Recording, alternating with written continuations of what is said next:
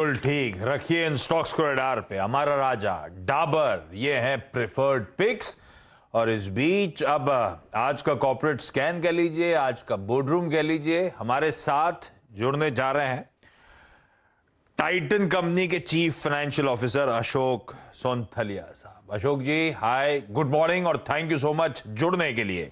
Stock Friday को तो result reaction मिल ही गया था आपको बढ़िया, और उसके बाद आज भी स्टॉक आधे % की बढ़त के साथ इस समय भी कामकाज करता, हालांकि गैप अप और भी बढ़िया हुआ था, नंबर्स अच्छे थे। और सोनथलिया साहब, कांग्रेचुलेशन उस डिसेंट परफॉर्मेंस के लिए। वो बाजार को जो पसंद आ रहा है कि वो हेल्दी ग्रोथ मोमेंटम जो है टाइटन का वो सस्टेन हो रहा है। तो Q1 बढ़िया था, लेकिन अब वो क्वेश्चन मार्क्स ये कि अब सब्सिक्वेंट क्वार्टर्स या बचे 9 महीने इस फाइनेंशियल ईयर के किस तरह से पैन आउट हो सकते हैं, किस हद तक इस तरह का मोमेंटम सस्टेन हो सकता है। आप लोग अशोक सर क्या back of the envelope calculation लेके चल रहे हो? इस साल के रेवेन्यू टारगेट्स आपने क्या रखे हुए हैं? हमने कुछ दिनों पहले अपनी एक एनुअल इन्वेस्टर फोरम की थी, मीटिंग्स। उसमें हमने 5 साल का अपना टारगेट की बात की थी, जो कि 2.5 गुना हम बोल रहे थे ज्वेलरी बिजनेस में, और छोटे बिजनेस तो उससे भी ज्यादा करने की कोशिश कर रहे हैं। साल का नंबर इंटरनल टारगेट जरूर है, बट बाहर हम गाइडेंस उसका नहीं देते हैं। हम रादर परफॉर्म कर रहे हैं and that should give you confidence. But 5 साल का हमने टारगेट जरूर दिया हुआ है और उस पर हम काम कर रहे हैं, और उस हिसाब से ही हमको लगता है कि FY23 पैन आउट होना चाहिए।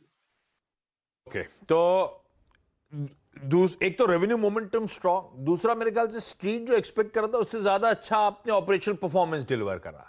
मार्जिन 13% और लार्जली 12.5 12.25 में देख रहा था स्ट्रीट एक्सपेक्टेशंस थे, तो 50-75 बेसिस पॉइंट्स के आसपास उम्मीद से बेहतर वो मार्जिन क्लॉक करे।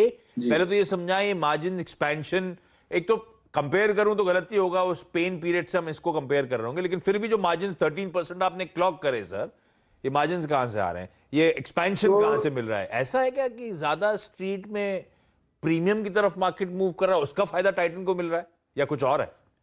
आपने सही बोला, प्रीमियमाइजेशन अक्रॉस सेक्टर्स हम देख रहे हैं, हमारे एवरेज प्राइस पॉइंट्स ऊपर जा रहे हैं। लेकिन इस क्वार्टर की अगर बात करें तो इसमें 2-3 रीजन थे। एक तो हमारा स्टडेड का जो डायमंड का रेशियो होता है वो वापस अब प्री पैंडेमिक लेवल पे आ गया है। बीच में 2 साल उससे कम पे थोड़ा चल रहा था, तो वो वापस आ गया है। दूसरा, ऑपरेटिंग लेवरेज जरूर अच्छा रहा है। जब ग्रोथ होती है, आपके फिक्स कॉस्ट कंट्रोल में रहते हैं, तो आपको ज्यादा मार्जिन मिल जाती है। और तीसरा, इस बार हमने ये भी बात की थी कि कुछ डायमंड प्राइसेस में स्टॉक गेन्स और प्राइसेस गेन है हमको, उसका भी हमको थोड़ा फायदा हुआ है। तो ये 3-4 जो कारण है, उनसे मिलके आपको ये मार्जिन का परफॉर्मेंस दिख रहा है। बट हमने ज्वेलरी बिजनेस के लिए 12 से 13% के मार्जिन की बात की है, जो कि सस्टेन कर सकता है मीडियम टर्म में। इसीलिए कहते हैं आशीष, हीरा है सदा के लिए।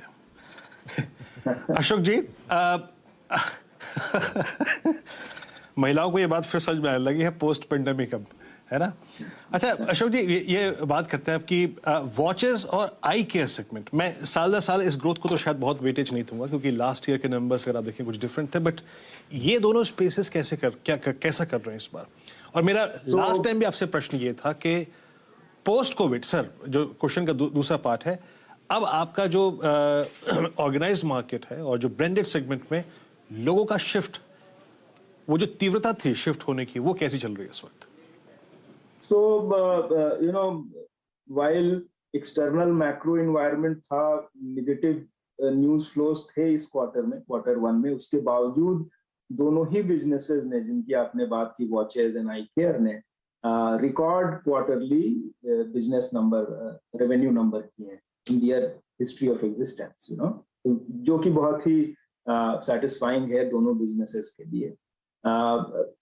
वॉचेस बिजनेस प्रीमियमाइजेशन के साथ साथ वॉल्यूम पे भी फोकस कर रहा है, अपने पूरे चैनल के रिनोवेशन पे फोकस कर रहा है, मॉडर्नाइजेशन पे फोकस कर रहा है, एंड वियरेबल सेगमेंट पे फोकस कर रहा है, जो कि बहुत ही एक्सप्लोसिव रेट से ग्रो कर रहा है। एंड टाइटन कुछ समय पहले से ही उसमें प्रॉपरली, आई वुड से, हमने पार्टिसिपेट करना शुरू किया है और हमें अर्ली सक्सेस दिखाई पड़ रही है। काफी कुछ हम उसमें इन्वेस्ट कर रहे हैं in terms of talent, organisation, new models, some of the innovative work which we are trying to do there.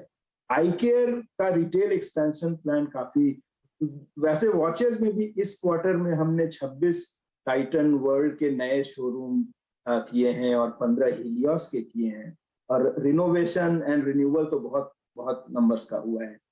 I care के 56 आई थिंक शोरूम हमने ऐड किए इस क्वार्टर में। We have talked about they want to reach 2,000 number, close to 1,000 number in FY23, and they are working towards that. iCare is really positioning it as an expert which kind of have an empathetic care for. So expertise and care, ये जो दो pillar पे वो अपना business build कर रहे हैं।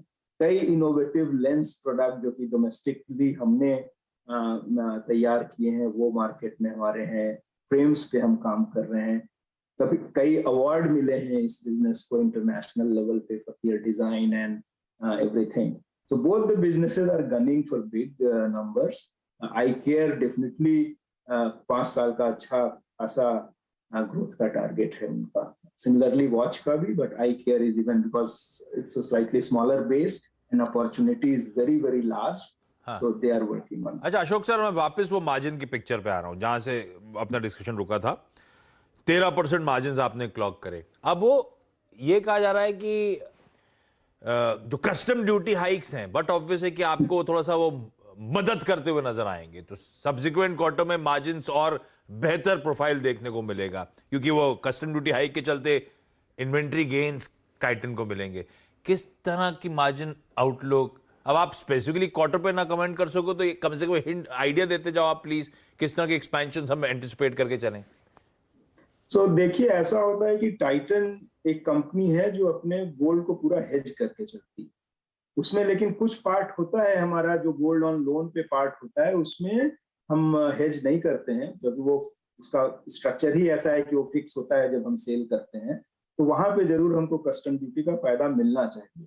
लेकिन जो हम मार्केट में देख रहे हैं, कस्टम ड्यूटी इंक्रीज होने के बाद एक बार थोड़ा सा डिमांड कुछ समय के लिए स्लो डाउन हुआ। Fortunately gold prices also came down, so and customer actually didn't feel much pain of custom duty, and market में पूरा पास ऑन नहीं हो रहा है custom duty hike. Competitive activities, pricing activities are at a very very different level, and we have to kind of respond to some of those things in different market, different geographies differently, and that is why हमको ये लगता है कि हमको पता चलेगा Q2 के अंत में कि कितना कस्टम ड्यूटी का गेन मार्केट में और कंज्यूमर को पास ऑन हो गया और कितना वो रिटेन हो गया।